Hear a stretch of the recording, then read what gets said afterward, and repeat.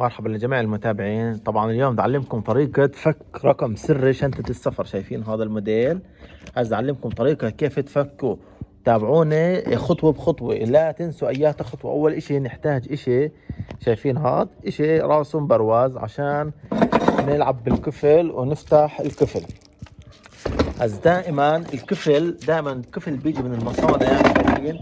دائما انت اذا اشتريت شنطة وما كنت عارف رقمها السري وما بدك ترجع تسأل الزلمة شو تساوي، دائما القفل بيكون اصفر من المصنع. جرب اصفر. اول اشي جرب اصفر. اذا انت ما لعبت في الرقم، لا هذا متغير رقم كان حدا لاعب فيه، الرقم مش اصفر عندي، بس دائما بيكون اصفر. هذا لاعب هذا الشنطة وحاط اصفر. هسه كيف بدنا نعرف هاي الرقم السري هاي الشنطة؟ شو بنيجي نعمل؟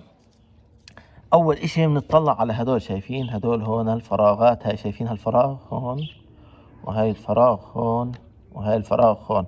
في عمود هون، عمود حامل العجل. هذا العمود اللي حامل العجل هذا في تجويف على هذا العمود، يعني راح تلاحظوه بالعين المجردة في تجويف. اطلع بالشمس، اطلع هيك بمكان في. شايفين الفي هون؟ انا طالع بمكان في، مش قاعد بإنارة الظهر. اطلع على مكان في عشان يكون واضح عندك. إنارة الظهر جوز تيجي ما تفرجيك التجويف اللي هون. طبعا هون التجويف العين المجرد ببين، ما بعرفش اذا هسه الكاميرا راح يبين معانا. التجويف بيكون على العمود اللي حامل العجل. ركزوا معاي، في ناس ما بتعرف شو التجويف. تجويف على العمود اللي حامل العجل. خلينا افرجيكم اياه. طبعا هون بنلف هيك طلع. شايفين كيف بنلف؟ طبعا هي هون اول تجويف بين عليكم. هاي اول تجويف شايفينه؟ هي هاي تجويف. هي تجويف. هسه بنيجي على الثاني هون. طبعا اللي له اظافر بيكون احسن. هاي ثاني تجويف. هاي شايفين؟ هاي ثاني تجويف. هي هون شايفينه طلع معانا. بنرد نلف كمان. هذا صار مين لاعب عيارات هاي الشنطة، مع انها الشنطة جديدة بالكرتون، انا طلتها بس شكل المصنع لاعب فيها. بس دائما من المصنع اصفار، دائما بالمصنع اصفار. هاي كمان تجويف. هاي طلع معانا 1-1-5 التجويف. شايفين؟ 1-1-5 التجويف. هيو ناس كلياتها عندها اخطاء بالتجويف. التجويف هيو حفرة صغيرة، حفرة على العمود اللي حامل العجل. تخيل هذا عمود، تخيل هذا عمود. شايفين هذا هيك النقر؟ هذا هيك تخيلوا انه هذا التجويف على العمود اللي حامل العجل. هذا شايفين هاي النقر هون؟ تخيل على العمود اللي حامل العجل هو هذا التجويف. شو بنعمل؟ عندنا طلع 1-1-5. 1-5 بيطلع عنا ما بزبط النقص. بنحط 1-5. ركزوا، 1-5 بنزيد 5، 6 بصير عنا. هاي 6. 1-5 برضو كمان نفس الاشي 6. بنحط 6. و5-5 0. بنحط 0.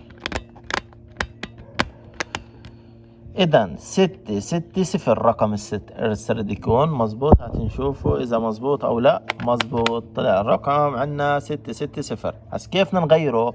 في ناس بتيجي كمان، بدي احكي ملاحظة.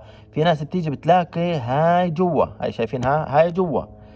بس يكون هاي جوا ما في داعي تعمل الطريقة اللي انا دليتك عليها. لا، انت شغلتك سهلة جدا جدا. بس يكون هاي الكبسة الحمراء جوا، شغلتك سهلة.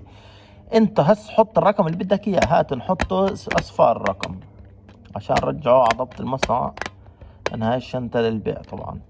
رجعناه على ضبط المصنع اصفار. وبتضغط هاي بقوة. بس يكون هاي جوا بتحط الرقم اللي بدك اياه. بالشرط اصفار. انا هيك حطيت اصفار عشان الزبون، بس ابيع الزبون يكون اصفار عنده، بده يغيره هو بغيره. بالشرط اصفار. بجوز ارقام خربشه، بجوز ارقام شو اسمه متنيه. تضغط هاي بقوه، مش هيك تضغطها بقوه خلص طلعت. مشكلتك بسيطه جدا. لا تروح تجرب الطريقه اللي عملتها انا بالبدايه.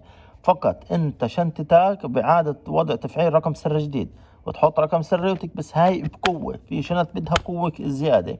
هاي كل شغلتك. اذا 0-0-0 دائما بكل مصانع. اعملوا لي لايك ومتابعه على القناه اليوتيوب. اهم شيء متابعه ولايك على المقطع. وانت ما عرفت تنقص وما عرفت تزيد، اعطيني الرقم، اكتب لي الرقم بتعليق وانا راح اجاوبك قديش الرقم السري عندك. بس اهم اشي يكون التجويف عندك صحيح. مجرد ما التجويف عندك صحيح راح يكون كل شغلك صح. وشكرا لمتابعتكم على قناة بيتر فلاي على اليوتيوب، وإلى اللقاء.